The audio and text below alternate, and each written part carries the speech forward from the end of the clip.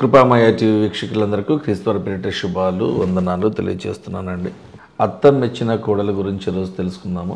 Ruth గ్రంథము 1వ అధ్యాయము 18వ వచనం నుండి 22వ వచనం వరకు ఉన్నటువంటి సందర్భాన్ని మీకు చదివి వినిపిస్తాను. తనతో కూడా వచ్చుటకు ఆమెకు అనగా రూతు అనేటువంటి ఈ స్త్రీకి మనసు కుదిరినది అని అనగా ఆమె మనసులో నిర్ణయించుకున్నది.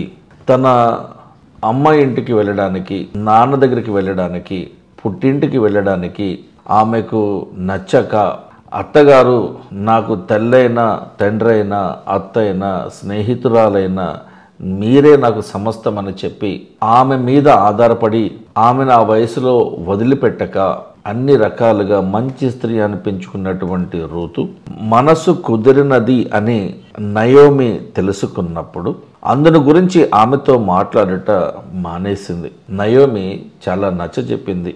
అమ్మ, చిన్న కోడలు వెళ్ళిపోయింది కదా, వెళ్ళిపోమని చెప్పాను కదా పుట్టింటికి, మరి నా కొడుకులు ఇద్దరు చనిపోయారు కదా, మీ ఇద్దరిని కూడా పుట్టింటికి వెళ్ళిపోమని చెప్పాను, రెండో కోడలు వెళ్ళిపోయింది, నువ్వేమో వెళ్ళట్లేదు, సరే నీకు ఎలా నచ్చితే అలా చేయమని ఆమెకి చెప్పి ఇక ఆ విషయం గురించి వాళ్ళిద్దరూ మాట్లాడుకోలేదు. నయోమి అసలు మాట్లాడలేదు. వారిద్దరూ కలిసి బెత్లెహేము అనేటువంటి ఆ గ్రామానికి వచ్చే వరకు వారిద్దరూ కలిసి ప్రయాణం చేశారు. వారు బెత్లెహేమునకు వచ్చినప్పుడు ఆ ఊరి వారందరూ కూడా వారి యొద్దకు అనగా నయోమి దగ్గరకు, రూతు దగ్గరకు వచ్చి గుంపు కూడి ఈమె నయోమి కదా అని అనుకొనుచుండగా నయోమి మాట్లాడుతూ సర్వశక్తుడైనటువంటి దేవుడు నాకు చాలా దుఃఖము కలుగు చేసిన కనుక నన్ను నయోమి అని పిలవద్దు. నయోమి అంటే మధురమైనది, మధురము, స్వీట్ అని అర్థం.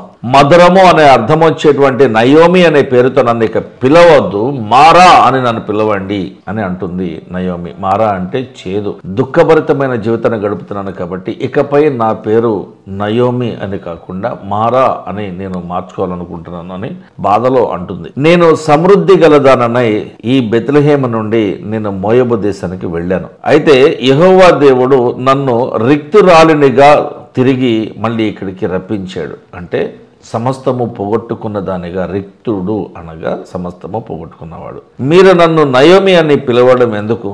యెహోవా దేవుడు నా మీద విరుద్ధముగా సాక్ష్యము పలికెను, సర్వశక్తుడైన దేవుడు నన్ను బాధపరిచినని వారితో చెప్పాను. తన గోడంతా వెళ్ళబుచ్చుకుంటుంది అనమాట. ఆ విధంగా నయోమి ఆమెతో కూడా మోయాబు దేశమునకు చెందిన మోయాబీయురాలైనటువంటి రూతు అను ఆమె కోడలు కూడా మోయాబు దేశం నుండి తిరిగి వచ్చేశారు. వారిద్దరూ యవల కోత అనగా బార్లీ హార్వెస్ట్ అని అంటారండి.